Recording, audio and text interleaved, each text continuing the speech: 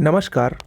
Uttar Pradesh PCS प्रारंभिक परीक्षा 2016 में इतिहास के जो महत्वपूर्ण प्रश्न आए थे उसको हम लोग देखते हैं। पहला प्रश्न आया था 2016 में इतिहास से, कलिंग युद्ध का विवरण हमें ज्ञात होता है। कलिंग युद्ध का विवरण अशोक के 13वें शिलालेख में ज्ञात होता है और ये प्रश्न बहुत बार विभिन्न परीक्षाओं में आ चुका है। कलिंग युद्ध का विवरण हमें अशोक के 13वें शिलालेख में ज्ञात होता है। इस शिलालेख के अनुसार अशोक के राज्याभिषेक के 8वें वर्ष यानी 261 ईसा पूर्व में कलिंग युद्ध हुआ था। इस युद्ध में भीषण नरसंहार को देखते हुए ही अशोक ने बौद्ध धर्म ग्रहण कर लिया था। ओके। दूसरा प्रश्न आया था, एक ही कब्र से 3 मानव कंकाल कहाँ से मिले हैं? 3 मानव कंकाल एक ही कब्र से दमदमा से मिले हैं। इंपॉर्टेंट है, इसके बारे में थोड़ा विस्तार से हम लोग जानते हैं। पहली बात तो ये जान लीजिए कि दमदमा कहाँ स्थित है। दमदमा उत्तर प्रदेश के प्रतापगढ़ जिले में स्थित मध्य पाषाणिक पुरास्थल दमदमा में इलाहाबाद विश्वविद्यालय के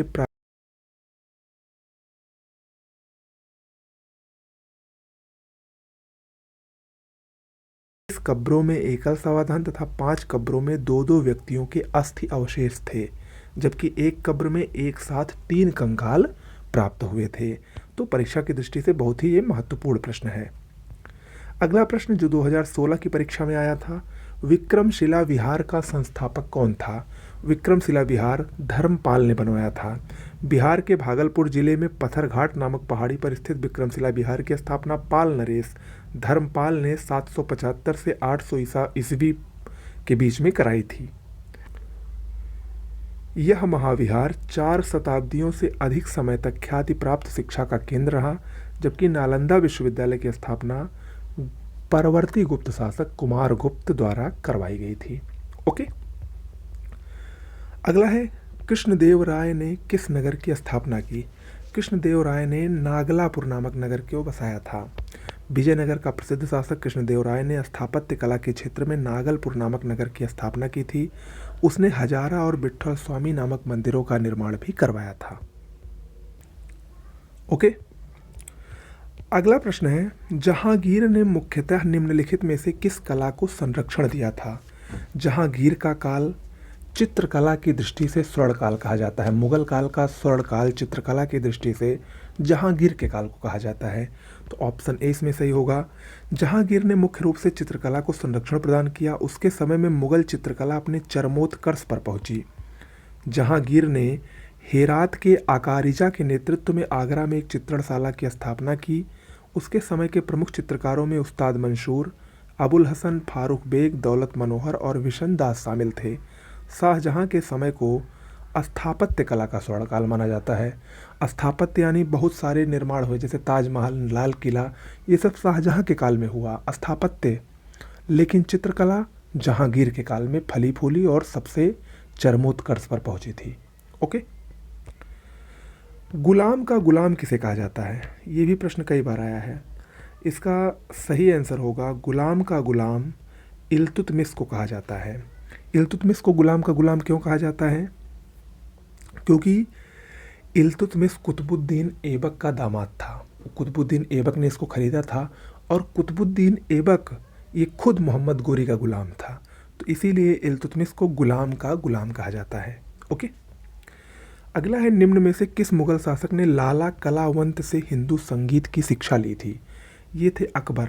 अकबर ने लाला कलावंत से हिंदू संगीत की शिक्षा ली थी। अगला प्रश्न है, मुगल काल में जिस मदरसे ने मुस्लिम न्याय शास्त्र की पढ़ाई में विशिष्टता हासिल की वह कहाँ पर स्थित था? वो लखनऊ में स्थित था। मुगल काल में लखनऊ स्थित कारंगी महल मदरसे में मुस्लिम न्याय शास्त्र के अध्ययन में विशिष्टता हासिल की थी। तो ऑप्शन ए सही होगा, लखनऊ। अगला प्रश्न है, किस वर्ष बाबर ने सुल्तान इब्राहिम लोदी को पानीपत की लड़ाई में पराजित किया था? पानीपत का युद्ध 1526 ईस्वी में हुआ था। 21 अप्रैल 1526 को बाबर और इब्राहिम लोदी के बीच पानीपत का पहला युद्ध हुआ था, जिसमें बाबर ने इब्राहिम लोदी को पराजित किया था। इसी युद्ध में बाबर ने तुलगुमा युद्ध नीति और तोपखाने का पहली बार प्रयोग किया था। पानीपत का द्वितीय युद्ध अगर हम बात करें तो 1556 में हुआ था अकबर और हेमू के बीच में, जबकि पानीपत का तृतीय युद्ध 1761 में मराठा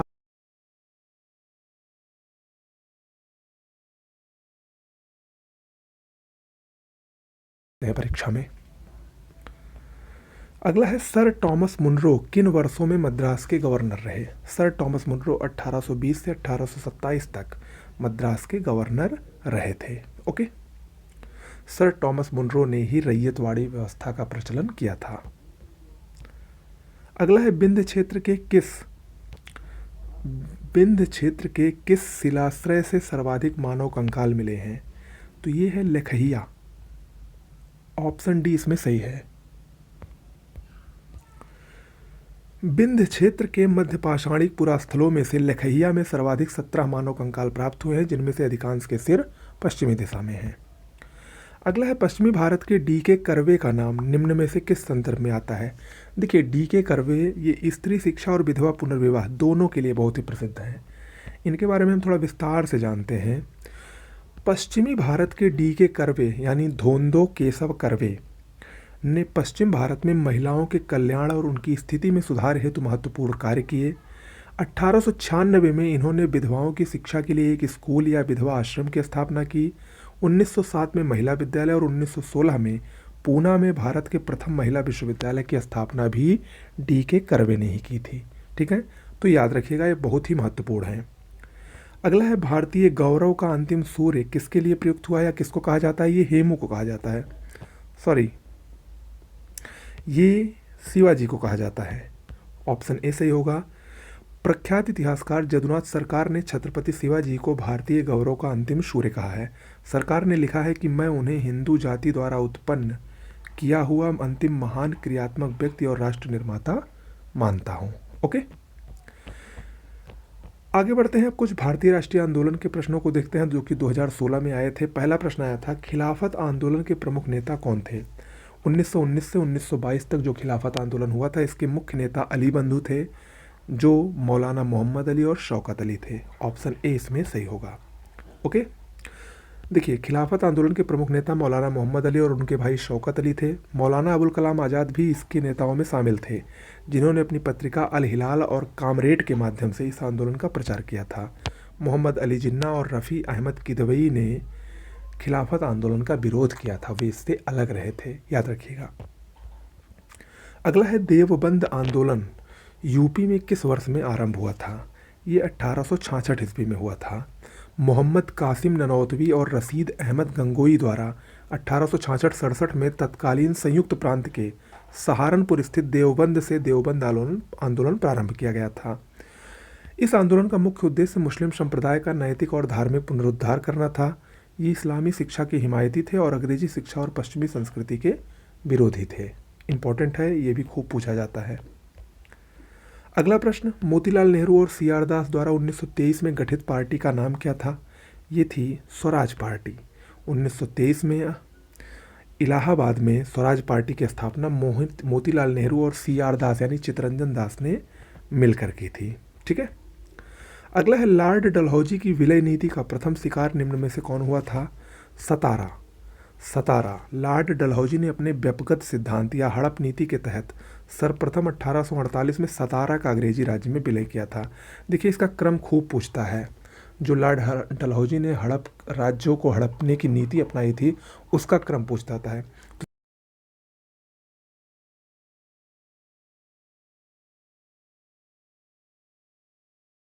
घाट का, 1853 में झांसी का और 1856 में अवध को इसने कुशासन के आरोप में हस्तगत कर लिया था, यानी विलय कर लिया था। तो ये क्रम जरूर याद रखिएगा, बहुत बार ये पूछा गया है, बहुत ही महत्वपूर्ण है। ओके, अगला प्रश्न है, अंग्रेजों के विरुद्ध खान अब्दुल गफ्फार खां द्वारा प्रारंभ किए गए आंदोलन का नाम क्या था?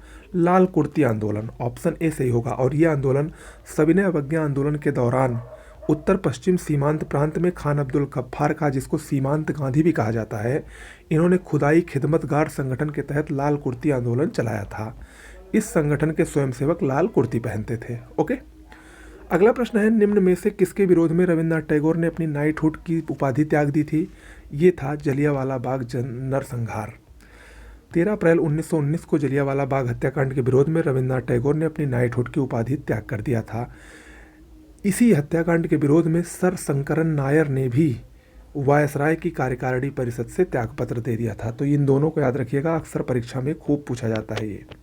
ओके, तो ये कुछ प्रश्न थे जो कि 2016 के इतिहास की परीक्षा में आए थे। 12 जून को आपका यूपी पीसीएस 2022 का प्रारंभिक परीक्षा होने जा रहा है, तो उसके लिए आप लोग अच्छे से पढ़िए। और हाँ, पूरी कंप्लीट नोट्स हमारे चैनल पर अवेलेबल है। डिस्क्रिप्शन बॉक्स में मोबाइल नंबर दिया गया है, उस पर आप व्हाट्सएप या टेलीग्राम के जरिए मैसेज करके सैंपल ज़रूर देख लीजिए। अच्छी नोट्स है, बेहतर नोट्स है, आपको सफलता जल्द से जल्द दिला सकती है। इस प्रकार की नोट्स को तैयार किया गया है। नमस्कार।